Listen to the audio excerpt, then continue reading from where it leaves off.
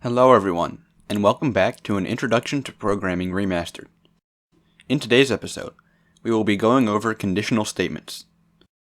Conditional statements are, essentially, statements that change the path of your code depending on some condition, hence the name. Throughout the video, red lines of code will indicate that the computer will not follow that path, and green will indicate that the computer is following that path.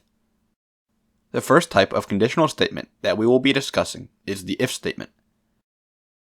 The if statement is the most basic conditional statement, and you will use it many times in most programs that you write. It is just as simple as it sounds.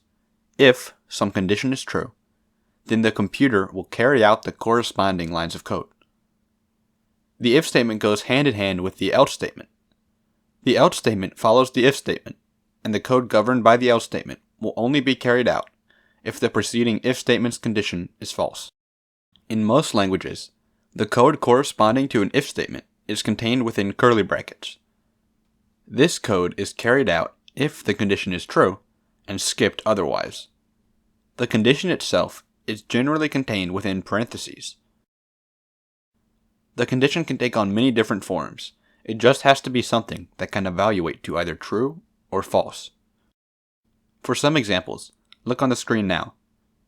You can check whether a variable name is equal to Sean, if a score variable is greater than or equal to some value, or if a boolean is true, to name a few.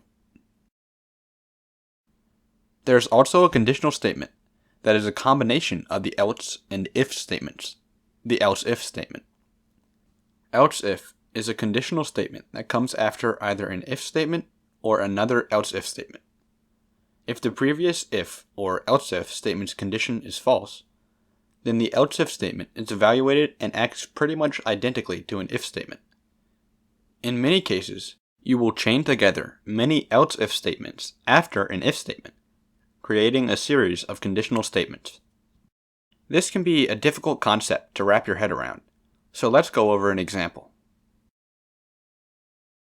Imagine we have a program as shown on the screen. If the score variable is less than or equal to 5, then it will carry out the code corresponding to the first if statement, and skip the rest. If it is instead in between 6 and 10, then the computer will carry out the next block of code. If neither of these are true, the program simply moves on, and neither of these blocks of code are run. As a review, we first check the initial if statement. If its condition is true, then the computer carries out its code, and the following else-if and else statements are ignored. However, if the if statement's condition is false, then the next else-if statement will be checked. This process continues until either one of the statement's conditions is evaluated to true and its code is run, or all of them are false, at which point the else statement's code will be run, or if there is no else statement, then the program will simply carry on to whatever code is next. Once again, the else statement comes after an if or an else-if statement, and will carry out its instructions no matter what, as it has no corresponding condition that must be met. In this way, the else statement itself isn't really a conditional statement.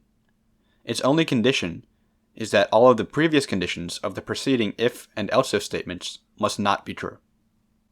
Keep in mind that although you are able to chain together many else-if statements, after a while, your code will get pretty cluttered if that is all you rely on. In many languages, there exists another statement called the switch statement.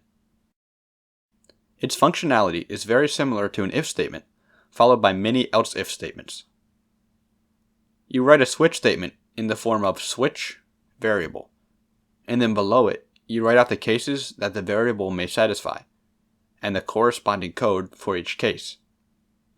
The cases act as the conditions, as each case checks if the variable's value is equal to some value, and then its code is carried out as a result. For an example, look at the switch statement on the screen now. The switch statement cases on the variable level, and there are 3 cases associated with it, 1, 2, and 3.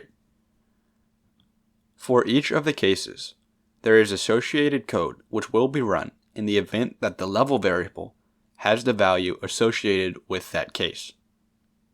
If level is equal to 1, then the first case is satisfied, and its code is run. If instead level is equal to 2, then the second case is satisfied and its code is run, and so on. However, what if level is neither 1, 2, or 3? In this scenario, none of the cases are satisfied. If your switch statement looks like ours does now, then it would simply continue on the program without running any of the code associated with any case. However, you may include a default case in your switch statement, which will run if none of the other cases are satisfied. The default case acts largely like an else statement, as it has no specific condition associated with it. However, the default case does not have to be written at the very end of your switch statement. It can go in any location. Switch statements have a different structure than if and else if statements, as they use a colon to signify the beginning of a set of instructions, and a break statement to end them. This structure allows you to essentially use many if and else if statements without taking up nearly as much space, leading to far less clutter in your code with effective use of switch statements. So why are these conditional statements so useful? Well, many times, programmers want their programs to function differently depending on some condition. For example, you may have an application that can only be used if the user's age is above 18 years old. Or, if you are writing a video game, you will want the program to carry out some code only if some button is clicked, for instance the up arrow causing the player to jump. Or even, you may want the code's color scheme to change with the time of day.